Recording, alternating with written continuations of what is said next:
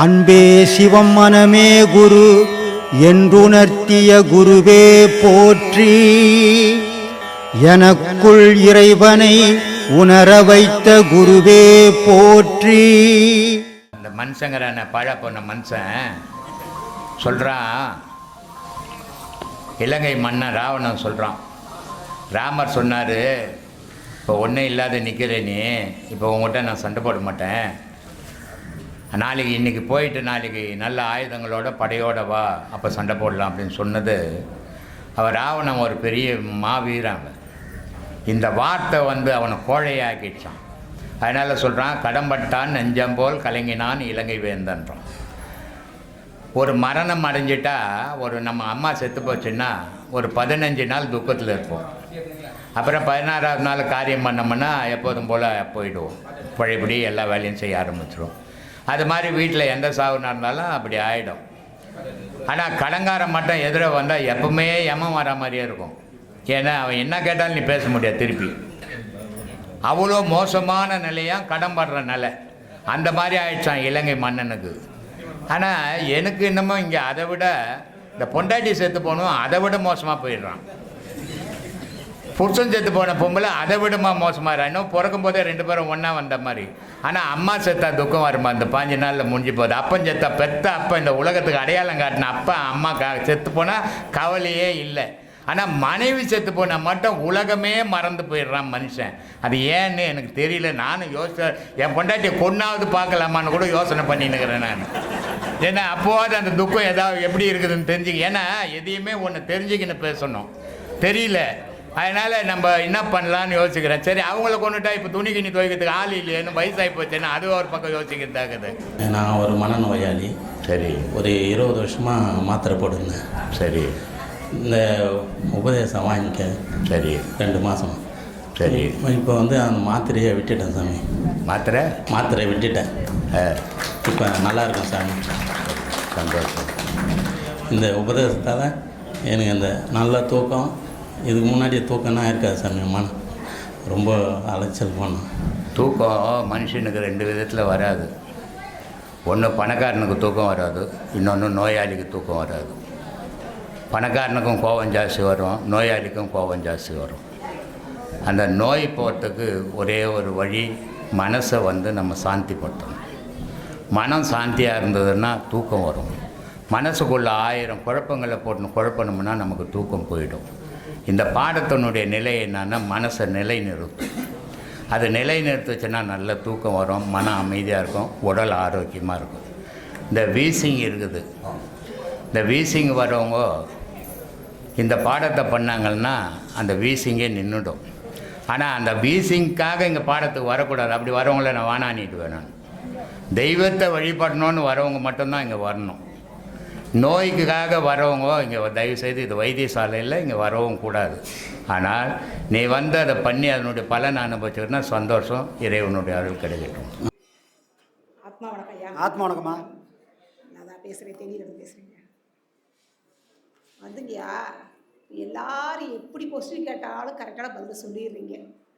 அவங்க இதுக்குன்னு தயாரிச்சுட்டு வராங்களா இல்லை உங்களை பேச நினச்சி பேசுகிறாங்கன்னு தெரியலை. ஆனால் எதையுமே முகம் சலிக்காமல் அதுக்கு தகுந்த மாதிரி பொருத்தமாக பதில் சொல்லிடுறீங்க. அது எப்படிங்க அவங்களால முடியுது? அதான் இப்போ தம்பி பாடினா போல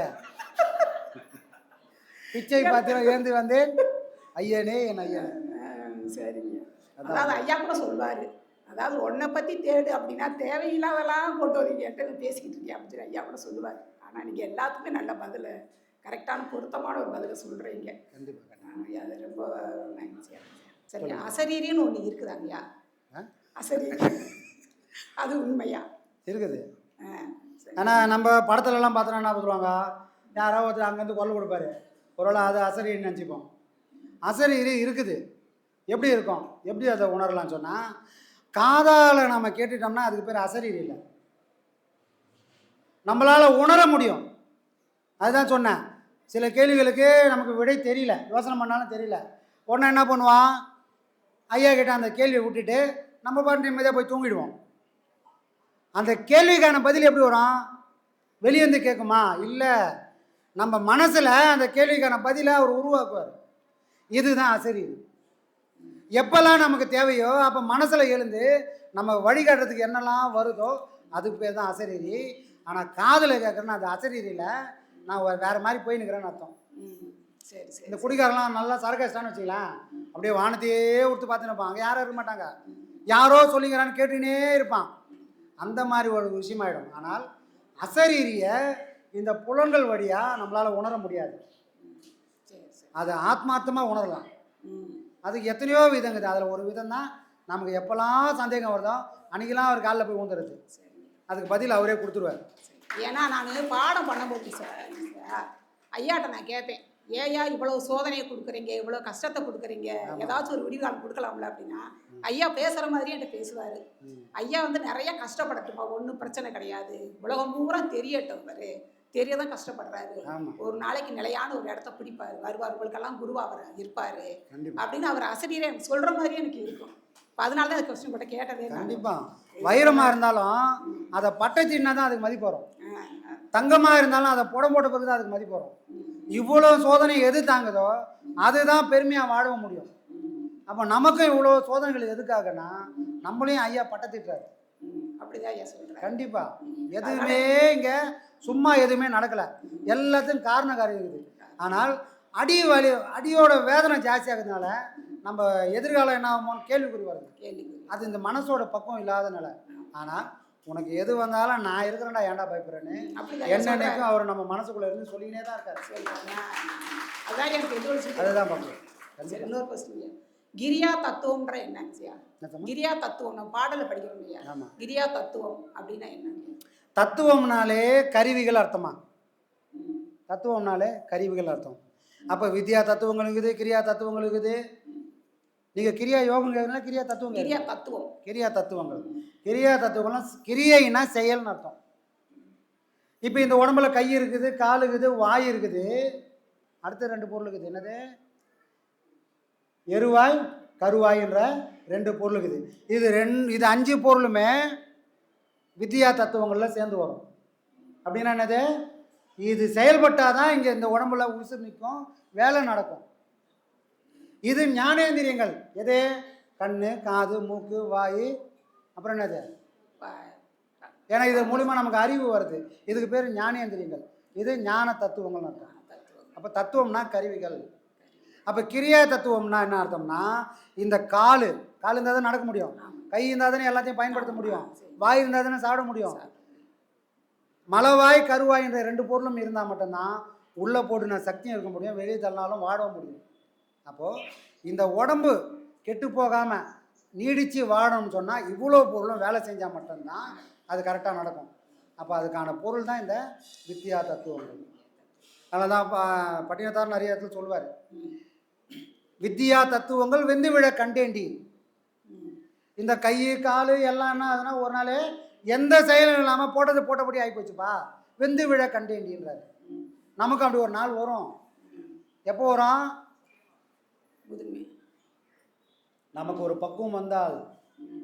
அப்போ அவரோட நிலைமை சொல்கிறாரு, இறைவன் உள்ளே வந்து குடிகொண்டால் என்னோட நிலை என்ன ஆச்சுன்றதை அவர் தெளிவாக சொல்கிறாரு.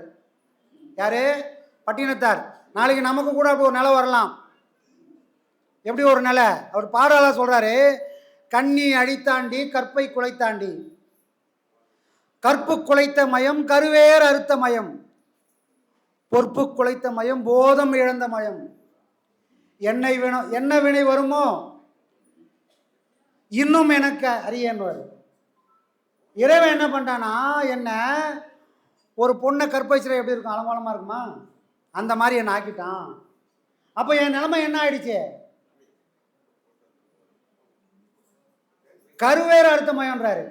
நான் அதான் ஞானிகள் மட்டுமே சிவன் சொத்து. சிவன் சொத்து யாருன்னா, சிவனை போய் யார் பிடிச்சிட்டாங்களோ அவங்க வம்சமே அதோட முடிஞ்சிடும், அவங்களுக்கு வம்சம்ன்றதே இல்லாத போயிடும். அப்போ கருவேறு அர்த்தமயம். இப்படி இறைவன் உள்ளே வந்து குடிக்கு வந்தா நான் இவ்வளோ பெரிய விஷயமும் எனக்கு நடக்கும்.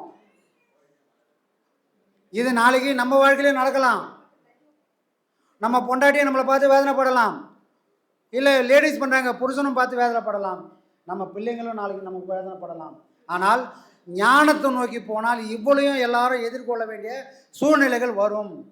உண்மையான ஞானத்தை தேடி போனால் அலங்கோலம் ஆகக்கூடிய நிலை வரும். ஆனால் உள்ளகிற பொருள் அப்போ தான் என்ன ஆகும்? தன்னை படைச்சவனை சார்ந்து நிற்கும். ஐயா சொல்லுவார், இங்கே ஞானத்தை அடையணும்னா துணியெல்லாம் அவுத்து போட்டுடு, நேராக வீட்டுக்கு போய் பொண்டாட்டியை வெட்டு, பிள்ளையை வெட்டுன்னுவார். அவர் வெட்ட சொன்னது பொண்டாட்டியையா பிள்ளையா? இல்லை, துணியை அவுத்து போடுன்னு சொன்னார். எதுக்காக? ஊர் காரி துப்பத்துக்காக சொன்னார்? இல்லை, இந்த உடல் மேலே இருக்கிற மானாபிமானம் போச்சுன்னு சொன்னால் நீ ஞானத்தை தேடி போக வேண்டியதில்லைப்பா, ஞானம் உனக்குள்ளே வந்துடும். துணியை அவுத்து போட சொன்னது ஒவ்வொரு மனுஷனுக்கும் ஞானத்தை அடையணும்னா முதல்ல மானாபிமானம் இருக்கக்கூடாது. ஈனமானம் இருக்கிறவனால ஞானத்தை ஒரு நாளும் அடையவே முடியாது. ஒரு நல்ல பொம்பளை புள்ளைய பார்க்க போயினே இருக்கிறாங்க. புள்ளைய பார்க்கறதே குறியா போனால் தன்னோட துணி எப்படி இருக்குதுன்னு அவங்க ஒரு நாளும் பார்க்கவே மாட்டாங்க. அவங்க நோக்கம் ஃபுல்லாக ஐயோ புள்ள வந்துச்சே, ஸ்கூல்லேருந்து புள்ள வரணும், விட்டால் என்ன ஆகுறது, தேடி நிற்பானேன்னு சொல்லி ஓடுவாங்க. அந்த ஓடக்கூடிய நேரத்தில் புள்ள பற்றி தான் மனசு நினைக்குமே தவிர துணியை அலங்காரம் பண்ணுறதுலையோ வேறு எங்கேயும் அவங்க மனசு போகாது. யாருக்கு? புள்ளையே கத்தின்னு இருந்தால் இந்த உடல் மேலே இருக்கிற எந்த பற்றும் அந்த நேரத்தில் அவங்களுக்கு இல்லை, புள்ள பாசத்துலேயே வருது. ஆனால் ஊர்லாம் பார்க்கணுன்னு போனால் நிமிஷத்துக்கு ஒருத்தர் தான் அட்ஜஸ்ட் பண்ணிக்கினே இருக்கணும். அதை போல் இறைவனே உனக்கு கதின்னு வந்ததுன்னா இந்த உடம்பு மேலே இருக்கிற மானம் ஈனம் எல்லாம் போயிடும்பா. அப்படி போனால் தான் ஞானமே வரும். அடுத்து போய் பொண்டாட்டியை முதல்ல வெட்டினார், அப்புறம் புள்ளைய வெட்டினார். 2 பேரையும் வெட்டினா எங்கே போகுது? ஞானத்துக்கு போக முடியும்? ஜெயிலுக்கு தான் போக முடியும். அப்போ எதை வெட்டினாரு? அவங்க மேலே இருக்கிற பாசத்தை வெட்டு, அவங்க மேலே இருக்கிற பற்றை வெட்டுடு. இதை வெட்டினா மட்டும்தானே நீ ஞானத்துக்கே போவன்னு யதார்த்தமாக சொன்ன வார்த்தைங்க. ஆனால் ஐயாவோட ஸ்பீச்செல்லாம் கேட்டுடு, என்ன சாமி மோசமான ஆளாகிறாரு, ஒரு நல்லாகிற குடும்பத்தை எப்படி நாசம் பண்ணுறாரு இந்த மனுஷன் அப்படின்வாங்க. ஒவ்வொரு மகன் சொல்கிறதுக்கு ஒரு விஷயத்துலையும் 1000 பொருள் இருக்குது. அதை அவங்க பக்குவத்துக்கு ஏற்ற மாதிரி அதுலேருந்து எடுத்துக்கணும். சரிங்களாம்மா? இன்னொரு